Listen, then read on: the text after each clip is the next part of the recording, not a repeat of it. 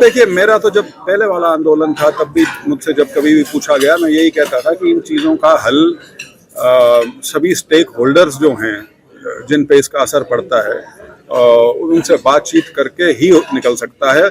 उस समय दुर्भाग्यवश हुआ ये था कि वो जो कानून लाए गए उस समय लोगों में ये एक भावना गई कि इसमें हमारी सहमति या रजामंदी नहीं थी। शायद हमारे से जिस तरीके से इस पर बातचीत होनी चाहिए थी वो शायद नहीं हो पाई। जो सरकार की मंशा या मैसेज था वो नहीं पहुंच पाया, जिस वजह से बहुत क्या बोलूं मैं, एक शंका की स्थिति किसान के मन में पैदा हो गई थी, खास तौर पे कॉन्ट्रैक्ट फार्मिंग को लेकर, जिससे उसको ये आभास हो गया था कि देर सवेर कहीं तेरी धरती ना जाती रहे। तो वो एक लैक ऑफ कम्युनिकेशन की वजह से वो स्थिति जो थी इतनी विस्फोटक बन गई थी। खैर उसका सही समय पे वो वापस ले लिए गए तीनों कानून और वो स्थिति उस समय तो हट गई। लेकिन अब जो इश्यूज हैं उनमें और उस आंदोलन में फर्क ये है कि वो आंदोलन था उन 3 कानूनों के खिलाफ। ये अब जो आंदोलन है ये उस आंदोलन के समय जो और मुद्दे रखे गए थे साइड के, ये उनसे संबंधित है। हाँ, लेकिन एमएसपी का इसमें मेन मुद्दा है। तो मुझे लगता है कि कोई ना कोई हल निकल जाएगा बातचीत से। जो प्रस्ताव रखा है सरकार के, जैसे 5 और 4 फसलें इस तरह की रखी गई और इस तरह की दालें और कपास इस तरह के, लेकिन जो किसान कह रहा है कि जो भूगोल की स्थिति देखें तो अलग अलग जो राज्यों में अलग अलग जो फसलें होती हैं तो तमाम जो फसलें हैं उसको लेकर एमएसपी की गारंटी चाहते हैं और जो खर्च है किसान का वो माफ। मेरा आपसे सीधा सा सवाल ये है कि ये आंदोलन हमारे अलावा और कहाँ होगा?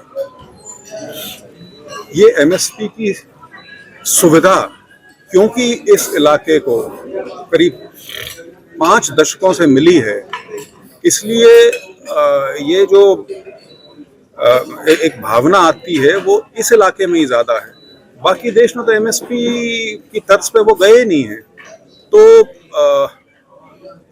और चाहे पिछला आंदोलन था चाहे ये आंदोलन है, ये भी जो उत्तर पश्चिमी भारत है उसी की उपज है और उन्हीं के जो इश्यूज हैं वो इसमें बेसिक फोकस में है। वो ठीक है कि देश से हो सकता है अलग अलग जगह से और जो किसान संस्थाएं हैं वो इनके समर्थन में आए, लेकिन उनके मुद्दे अलग हैं, उनके मुद्दे अलग हैं। लेकिन किसान को जिस तरह से अबकी बार रोका गया है, किले गाड़ दी गई, देखिए उस निजी तौर पे मैं बिल्कुल इसके पक्ष में नहीं हूँ। लोकतंत्र है, सबको अपनी बात रखने का अधिकार है, लेकिन मैं 20 साल प्रशासन में भी सेवाएं दी हैं, तो कानून व्यवस्था बनाए रखना भी सरकार का एक सर्वोपरि दायित्व है। तो यदि उसमें सरकार को लगता है कि स्थिति बेकाबू हो सकती है, यदि बिल्कुल खुले तरीके से छोड़ दिया, तो वो उनकी सोच है। इतना मैं जरूर कहना चाहूँगा कि मैं पिछले जब से आंदोलन शुरू हुआ है शायद 5 या 6 बार दिल्ली से चाहे हिसार आया हूँ, चाहे रोहतक आया हूँ या और कहीं गया हूँ। दिल्ली क्यों बंद कर रखी है मुझे समझ में नहीं आ रही, क्योंकि जो आंदोलनकारी हैं वो तो दिल्ली से भी 250-300 किलोमीटर दूर है सारे के सारे। तो दिल्ली में मैं यहाँ तक भी समझ पाता कि आने का रास्ता बंद किया हुआ है, लेकिन दिल्ली से बाहर जाने का रास्ता भी बंद किया हुआ है। सारी जगह तो नहीं, लेकिन कुछ जगह। तो वो चीज़ मेरी समझ से तो कम परे है।